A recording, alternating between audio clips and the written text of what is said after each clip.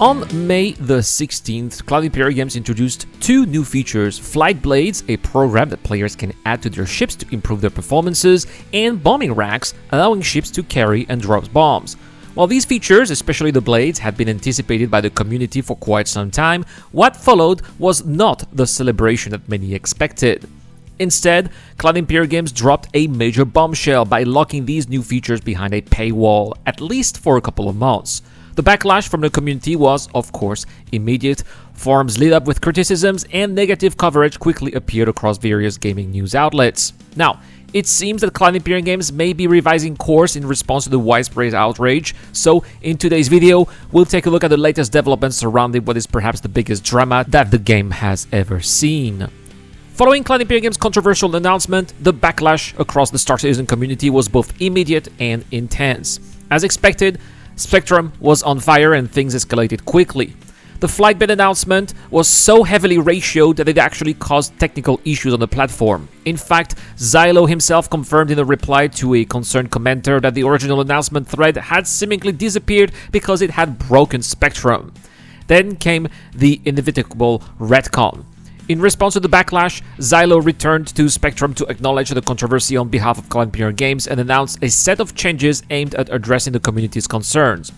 In the post titled Flightblade Feedback Update, published a little bit later and pinned in the discussion board, Zyloh began by reaffirming one of the studio's long-standing principles, that everything players pledged for the support of the game will eventually be attainable through gameplay. He emphasized that gameplay does help moving development forward, but players also who invest time in the game should be rewarded just as much as those who support it financially. He then addressed the broader context, stating that Cloud Imperial Games is pushing 11 patches this year instead of the usual 4, fixing more bugs than ever, and building content at a faster pace. However, in that rush to deliver more, they admitted to having missed a step. Which quite frankly seems like a bullshit excuse, but given how embarrassed Zyloh must have been trying to fix that mess, we'll forgive him for this one. Zyloh then confirmed that the new Flight Blade will be available for Alpha UEC in the next monthly patch, which is expected in June.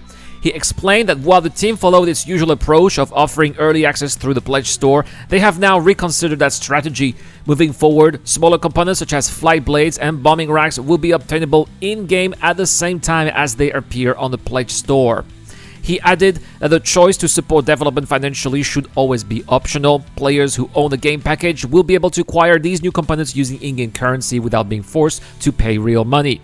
For future gameplay-focused items, CIG now intends to make them available in-game on day one.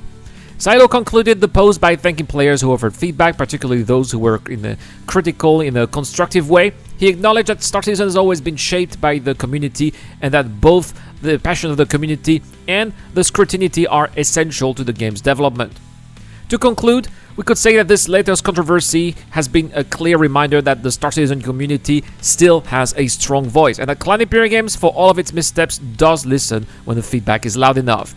While the reversal on Flight Blades and Bombing Racks is a welcome correction, many players remain cautious and trust, once again, is damaged and is going to take time to rebuild. But what do you think?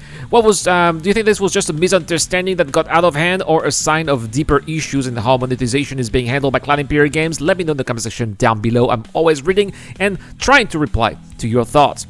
And don't forget, we have a giveaway this month. I'm giving away a misfortune. So to have a chance of winning, just subscribe to the channel and comment to any videos posted this month. 10 entries will be added into the Wheel of Names. Automatic entries for Patreon and YouTube members. So if you want to support the channel, well, this is how I can try to reward you on a monthly basis.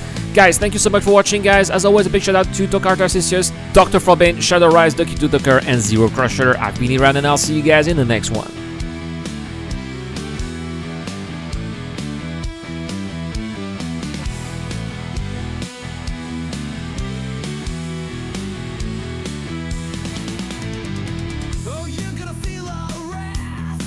Your last uncertainly didn't make us laugh.